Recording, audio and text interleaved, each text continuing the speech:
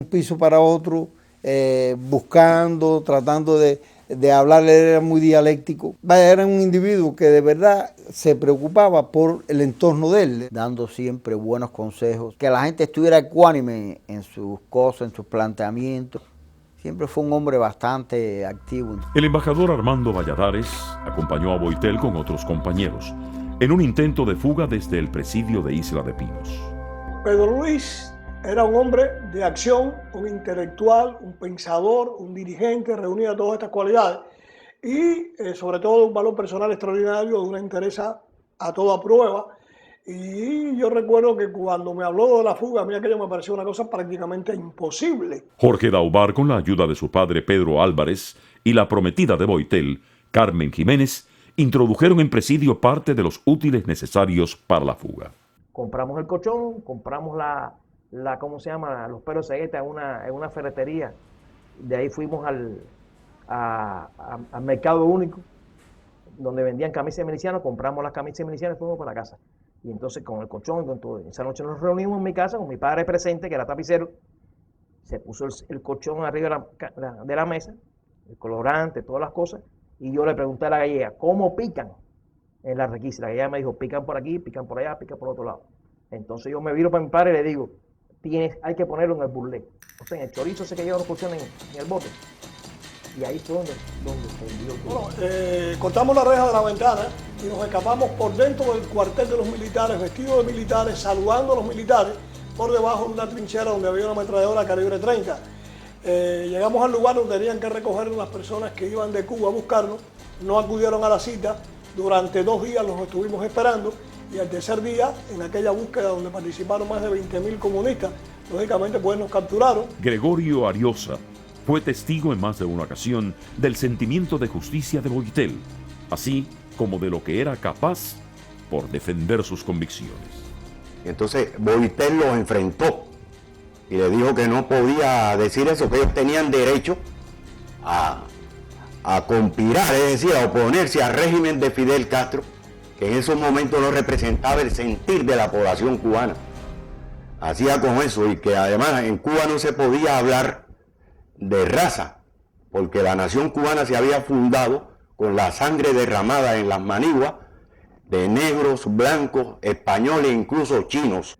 Después de la confrontación que él tuvo con los militares, yo me acerqué a él, le di la mano y le dije que me había gustado esa actitud, que era una actitud de un buen cubano, y que en nombre de todos los negros cubanos, con excepción de Juan Almeida, le daba el título de negro honorario. Él era radical, la persona tan radical, yo no sé hasta qué punto pudiera ser aceptada por personas de mentalidades mucho más moderadas. Pedro Luis resistió el trabajo forzado, usando su cuerpo como el escudo de sus ideales, determinando recurrir a la huelga de hambre como arma de lucha, de confrontación con la tiranía. Sí, la cosa del trabajo forzado con Pedro Luis fue prácticamente en el mismo momento que se creó el bloque 19, ¿no?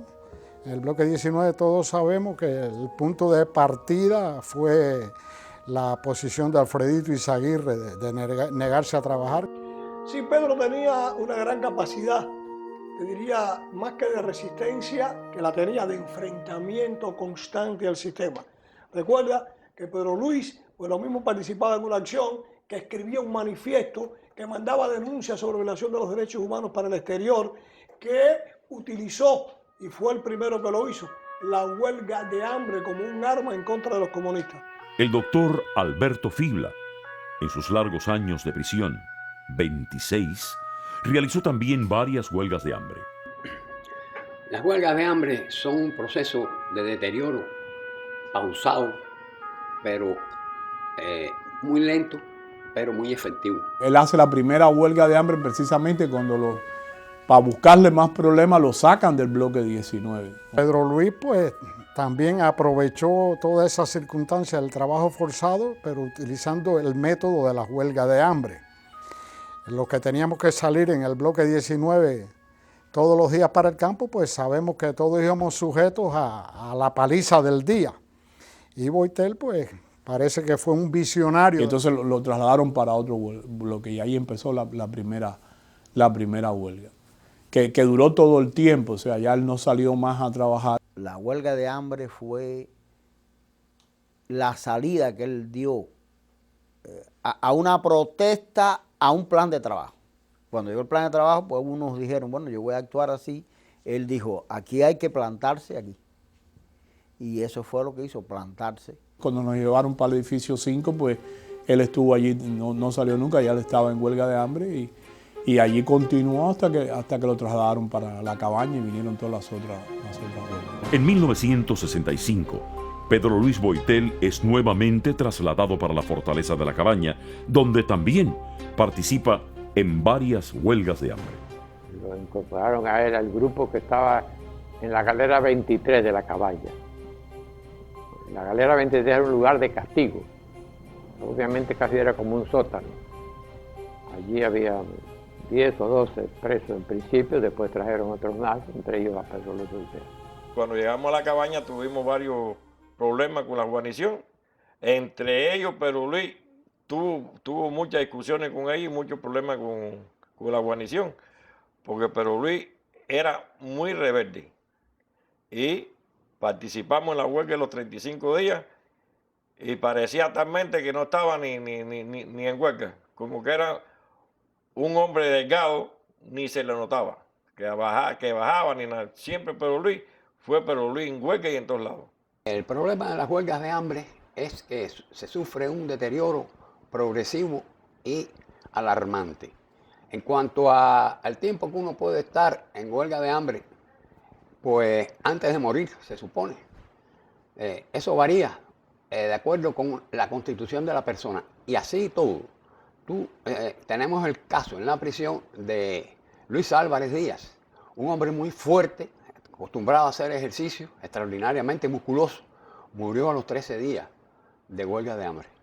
Por ejemplo, también Robertico López Chávez estuvo inclusive en un calabozo ahí, en Isla de Pinos, y estuvo 73 días durante la huelga antes de morir.